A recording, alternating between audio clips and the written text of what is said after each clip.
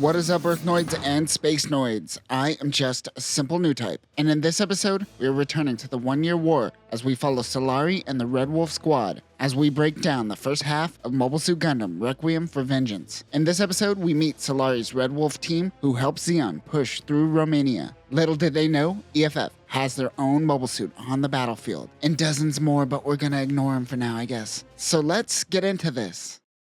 Cluj-Napoca, Romania, November, UC 0079. A platoon powers through the town thinking that no EFF activity has been seen in the area. Of course, that is when they are ambushed by Fetties. They begin pulling back as Type 61 tanks block their path. They pull back towards a roundabout where they are met with more Type 61 tanks. The Zeon commander calls for support to the Gaus in the sky. The Red Wolf team prepares to drop. Why weren't they on the ground to begin with? Oh, because this is gonna look cool, huh? This guy on the ground has a Nokia phone strapped to his shoulder. When you can't rely on technology due to Minovsky particle dispersion, Nokia has you covered. As the Zaku's drop down, the Gao goes down as well. A DOP takes out some of the turrets, but one EFF soldier with an M101A3 Regina takes out the DOP. Nice shot. The Zaku's deploy their chutes when a few Saberfish attack. One Zaku takes it out. They touch down and begin supporting the ground troops. Kale and the Zaku 2F type uses a long rifle for medium and long-range support, and it is equipped with a special targeting sight. His codename is Delta. This Zaku says fuck Romania and destroys the statue on landing. They are able to push EFF back. One of the Zaku's punts a Type 61 tank like a football. I always wanted to see someone kick a tank. Nice. EFF begins retreating.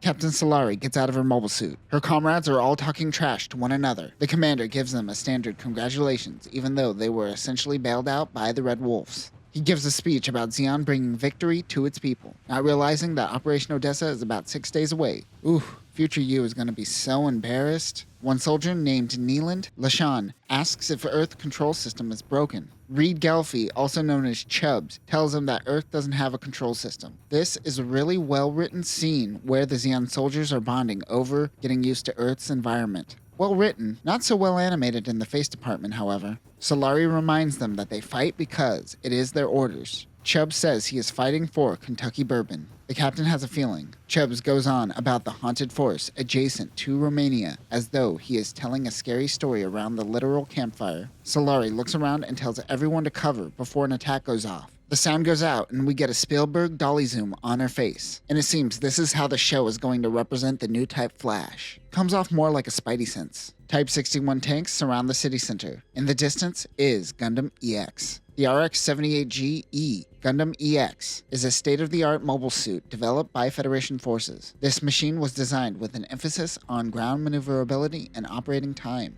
allowing it to go deep into enemy territory to perform reconnaissance, enforce, and behind-the-lines disruption. Because all documentation of its development is destroyed in the post-war chaos, its full details will be lost to history. It is equipped with a beam rifle, most likely of the Boa XBR variety, a shield, a Gatling cannon, and 3 beam sabers. Solari runs back to her team and tells them to get into the Zaku. Some Zaku tanks head into battle as well. The Zaku tank is a makeshift weapon created by combining the upper body of a Zaku with a Magella attack tank base. This is a scrappy unit that is made with spare parts. There's no official form or design for this unit. It is just made with what you got. Kale goes to run support while Chubbs and Solari takes the mobile suit head on. This is the first time they have seen EFF with a mobile suit. Chubbs finds it adorable, but seconds later, Chubbs is taken out with the Boa-style beam rifle. Seeing this rifle in action is quite stunning. Not only did it penetrate the Zaku, but pierced through every building in town within its line of sight. The power of beam tech over the 120mm machine gun. Solari and the team are also taken aback by the power of the beam rifle. Lashan attacks but can't keep up. It disappears in the shadows. Kale shoots and gets a direct hit on the Gundam, but it doesn't seem to do much damage. The Gundam rushes in and does a flying jump kick on Delta before crushing the cockpit, killing Kale. No, Kale! Lashan rushes in, but the Gundam slices his Zaku in half. No, Lashan! The Gundam begins rushing Solari, but the Zaku tanks distract it. While the Zaku tank dies a horrible death, Solari finds herself a Zaku bazooka. She fires and hits the Gundam, but it does absolutely nothing. The two mobile suits begin melee combat. The Gundam uses its Gatling cannon to push her Zaku away and slice through her legs and arms. Solari stares up at the Gundam. Before it is able to take her out, Magella attack tanks come in for the save. She uses this opportunity to bail out of her Zaku. This guy dies hilariously in a blaze of fire. I'm sorry I laughed at this guy, but why did the voice actor make it so hilarious? Solari finds LaShawn still alive. While helping him, a Type 61 tank approaches them. She puts her hands up, but a Zaku takes it out. She pulls a gun on a UMRC, who is a pacifist who helps on the battlefield. He gives Solari a crowbar to pry open the hatch. LaShawn is blinded by the smoke in his cockpit. The doctor gives him some water. Dops come in for a raid on the Gundam. It uses its Gatling cannon and takes out the Dops, and Solari realizes this battle is a lost cause. They need to get out of there. They find one soldier who informs him his platoon is regrouping in a parking lot. They find hostiles in front of them. LaShawn and Solari take them out, which also seem to be informed by a Newtype sense. They push forward and find 2nd Lieutenant Haley Arhan of the 1st Armored Infantry. They have a truck full of wounded soldiers and they need to get out of there. But Haley thinks they will be shot the minute they drive off. Solari and LaShawn will use 2 remaining Zaku tanks to defend the truck as they make their escape.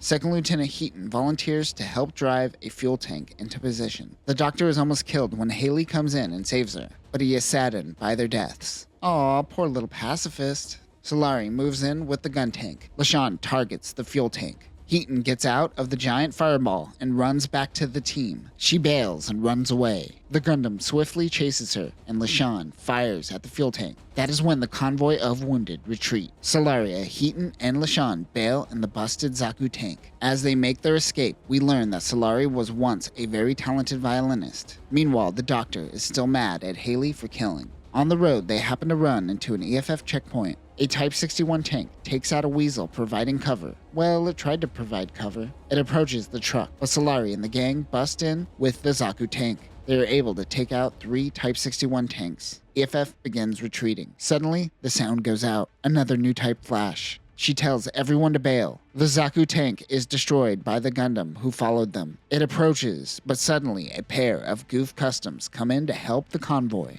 Oh boy, do they sure look sexy. I'm confident they are both about to die, but damn, they look fine. The main crew tries to clear a path while the Goofs fight the Gundam. They look back to see the Goofs destroyed. However, the Gundam doesn't follow. On Side 3, Solari is walking a baby when the ground is torn underneath her. She falls through time, seeing an older version of the child and seeing the Gundam. She wakes up from her nightmare. They make their way back to what remains of the Romanian Mixed Mobile Brigade HQ. Someone begins firing. They flank her to realize she is Zeon. Heaton knows of a recycling plant close by with some Zeon holdouts. Also, he pronounces Magella as Mazella. That's interesting. They head out to see what they could find. When they approach the plant, Zeon soldiers surround them. They meet with Major Rolf Ronay, who runs the recycling plant. They can't afford to feed more soldiers. They've taken the wounded, but the rest will have to find refuge somewhere else. Solari runs into Captain Alfie Zydos. Captain Zydos? He looks at her watch, and he says sorry about Dalton, and asks about her little boy who is safe on Side 3. He tells him that Chubbs and Kale didn't make it. Everyone takes cover as the EFF patrols the area. Zydos tells them to stay. He will convince the Major. They all relax. Alfie reminds them that they are the ones trying to take Earth, so it is only natural for EFF to protect what is theirs. Solari wonders if they could build a Zaku or 2 with the scraps they have. That is when she begins to hear explosions in her head. She runs out to a tower to see a fire. Heaton asks about Dalton, who was Captain Solari's husband. He died in an airstrike. He was also a musician like the captain. She tells the gang that EFF is attacking Mediesh base. Looking on the map, Mediesh is about a 123-kilometer drive from Cluj-Napoca. She said she heard the beam saber of the Gundam, but Mediesh is still 20 clicks away from their location. How was she able to hear it? Newtype. She has an idea. She says that if she gives them 2 mobile suits, they will have 2 pilots that will protect this base. She gives a moderately rousing speech to the mechanics to turn scraps into mobile suits. They begin building with the help of a good old-fashioned montage. Solari tells Haley that she was at the Battle of Loom. She goes to speak with the Major. We get the cliche of the commanding officer choosing to hide instead of fight. He wants the Zakus dismantled. As they go out to look at the mobile suits, the base is suddenly attacked. Solari heads out in the scrap Zaku. Though its parts are borrowed from a variety of machines, Thanks to Alfie's efforts, its performance is the same as a normal machine. Why? Because story. For beam protection, it has a shield with double layers of armor and caterpillar tracks attached to its exterior from one of the Zaku tanks. LaShawn gets into the other Zaku, but I have no idea of the data of the second unit. I assume it is a Type F at its core. Solari gets another Newtype flash. The Gundam approaches the base with his best buddy, Jim. The EFF mobile suits rush the Zakus. LaShawn and Solari attack the Gundam and Jim. The GM uses the beam spray gun, but LaShawn unleashes some anti-beam defenses. Even in the beautiful high fidelity of the Unreal Engine, the beam spray gun will always suck. Looks cool though. They realize they could block the Jim's beam attack, unlike the Gundam. Haley runs support in the Weasel. The Zakus unload their 120mm machine gun, while the Jim takes on the Zeon ground forces. Heaton and Oni find something they could use to help out. Oh yeah, the doctor's name is Oni. Also, what do you think of the Jim head? I feel it looks too much like a mono eye instead of the goggle eye sensor. Haley distracts the GM by wheezing the juice. Polly Shore would be proud. She jumps out of the Weasel right before the Jim takes it out. The Gundam takes out LaShawn's shoulder shield. He goes to help out while Solari takes on the Gundam. She is able to get a punch in. The Jim whips out a bazooka. At first I thought this was the Hyper Bazooka, but this looks like an original design. If anything, with the cartridge loading in the top back, it resembles the 380mm rocket launcher. Before firing, it is attacked. It happens to be Heaton and Oni in another scrappy Zaku tank. Oni struggles to drive, so Major Ralph Ronay takes over for him. LaShawn chases the Jim against the captain's orders. The Gundam takes out Solari's arm. As the Gundam goes for the attack, the Zaku tank shoots the mobile suit. It picks up the bazooka and shoots the Zaku tank. The Major is able to jump out, but Heaton is still in the Zaku. Oh no, Heaton! Oh, he's okay. Oh, never mind. The Gundam looks down at the Major. The Uncanny Valley Major tries his best to show that he cares about the base, trying to show anger or sorrow, but my face won't render an emotion. Rather than taking out the base, the Gundam chases the GM, who LaShawn is still tailing. The Gundam catches up, but Solari isn't too far behind. The two double-team the Jim. The pilot bails, but the Gundam protects the fleeing pilot. That shield is amazing. No wonder Amado threw it at people's faces. I get it. EFF retreats while Solari tells LaShawn to fall back. The Major gives a generic "I lost it all" speech, and Alfie Zydos gives a generic "you have to help your people" speech. Haley cries over her lost squad. She is the only remaining member. Also, her neck tattoo is the chest emblem or cape emblem of your rank. What happens if she gets promoted? She yells at the pacifist for being a pacifist. The remaining Zeon soldiers are at their breaking point, and they just want to go back into space. Solari opens her watch to reveal a photo of her family. The Admiral and a few soldiers attempt to detain Solari and LaShawn for disobeying orders. LaShawn pulls a gun on the Major and everyone gets heated. That is when Yuri Kelleran comes in and makes an appearance and calms everyone down. Out of all the possible cameos, I wasn't expecting this one. If you don't remember, Yuri was the commander of the 1st Division of Zeon's Earth Attack Force. Assuming this all takes place around November 1st. 2 days or so have passed, so it is November 3rd or 4th.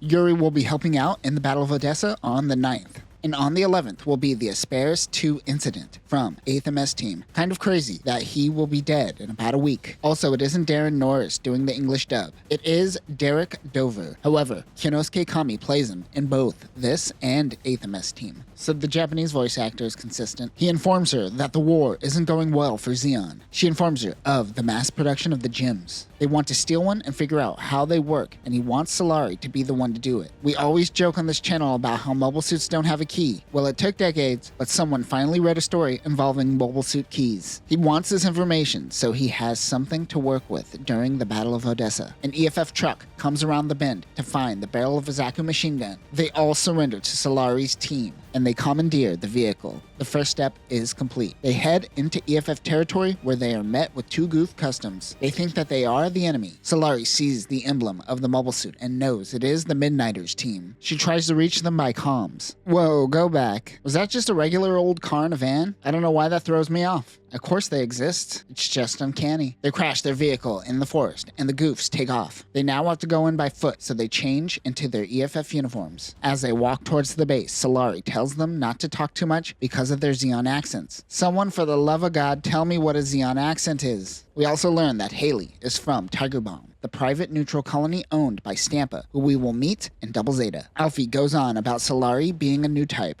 Only Solari and Alfie seem to know the concept of Newtypes. Barely anyone should really know the concept of a Newtype at this point. She claims her skills are due to training. They make it to the base to find 3 gyms. They break in and split up. Solari and Haley go for one gym, and Alfie and Heaton go for the other. In the base, EFF pilots are playing chess. In the corner is a little kid playing a switch-like device. He tells one of the soldiers queen to F7 and helps get checkmate. This Newtype prodigy is the pilot of the Gundam. Solari and Haley walk by and he senses something is wrong with her. Alfie gets into the GM while Heaton almost blows it in front of an EFF soldier scouting. As he boots up the mobile suit, the soldiers spot Heaton and tell him to get out of the truck. Their cover is blown. Now that their cover is blown, Solari and Haley need to think of a new plan. They happen to bump into the young child and the other EFF pilots. She accidentally dropped her Xeon-engraved watch. The kid passes it off as a souvenir, but he knows. When he hands it to her, the two seem to have a Newtype connection. They run off towards the bridge. Alfie is able to get the gym up and running. He takes down the other 2 gyms to prevent the pilot from interfering. My gym! Type 61 tanks begin moving in. Haley and Solari find a 4th gym that is being used to hold up a bridge. It's a foundational support gym, but not any longer. She grabs Haley and gets her to safety before going into action. As Alfie and Solari regroup, the Gundam begins attacking Alfie. Solari and the Gundam fight with their beam sabers. She can sense it is the kid. Alfie bails from the gym. Heaton was given a flare to use for an emergencies, so now is the best time to use it. The Gundam is able to take off the gym's limbs and push it over, but LaShawn comes in to help out. He is able to dodge one attack from the Gundam, but it is taken out by the second. No, LaShawn! Everyone is able to regroup and escape from the base, while Solari dives into the water to make her escape. She is now the last remaining Red Wolf. She's a lone wolf! I see what you're doing here. Solari plays the violin to a room full of her dead comrades. She is losing blood fast. The gang was able to escape with their convoy. Is that a Samson? I fucking love the Samson.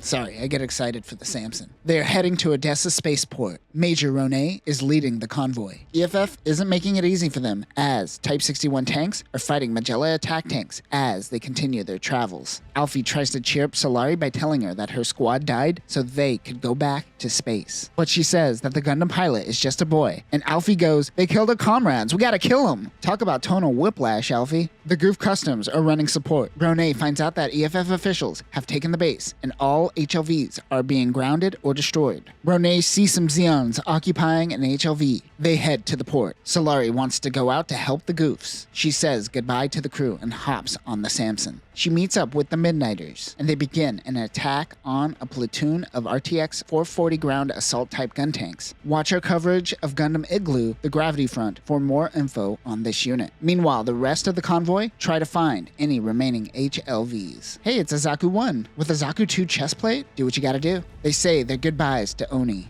I'll see you again, Oni. One of the Goofs is taken out with a beam blast. It is the Gundam. Just like she told LaShawn, she tells Loft of the Midnighters to focus on protecting their people. Unlike LaShawn, he actually listens though. The HLV carrying Renault and the gang take off. Solari continues fighting the Gundam. She tells the Gundam pilot that EFF has won the battle. She just wants to help remaining Zeon soldiers retreat, but he believes that they will just come back and fight again. The Gundam takes off the Zaku's arm. She says that she just wants to return to her son. The word mother seems to be this kid's Martha. One HLV is shot down. The debris is falling towards Solari. The Gundam pushes the Zaku to safety. Like most Newtypes, the Gundam pilot and Solari comes to an understanding. Nice, they're best friends now. Hopefully they... Oh, never mind. Even though Solari never made it off Earth, her comrades were eventually picked up by a Musai-class ship. Zeon forces were driven out of Europe and Asia. All I wanted was to go home. No, you didn't. You chose nation over family in this moment. It's the fact that the Gundam pilot being a child was her motivating factor that really runs this for me. I know a guy named Bright Noah that you might want to contact. He stays away from his son too. Didn't turn out well. She joins a Zeon remnant group in Africa and says, "Screw my kids. I have to fight for all of the theoretical soldiers that may come in the future." And that will conclude Gundam Requiem for Vengeance. The first 3 episodes started out strong, and then it slowly started to lose me. Like most people, I agree that I don't understand the decision to stay and fight at the expense of never seeing her child again. I also believe that the villain should have been a custom gem like Blue Destiny, but it is called Gundam and marketed to Westerners, so it would be weird to have a Gundam show without a Gundam. But I too am tired of seeing another secret RX-78 Gundam during the 1 Year War. There are other nitpicks I can make, like the Xeon logo changing from the origin logo to the original, but I will save that for another time. But that will do it for now, Newtypes. Remember to always choose the option that lets you see your child, or at least go out in such an awesome manner that a high school gets named after you. Solari ain't getting a high school named after her. Peace.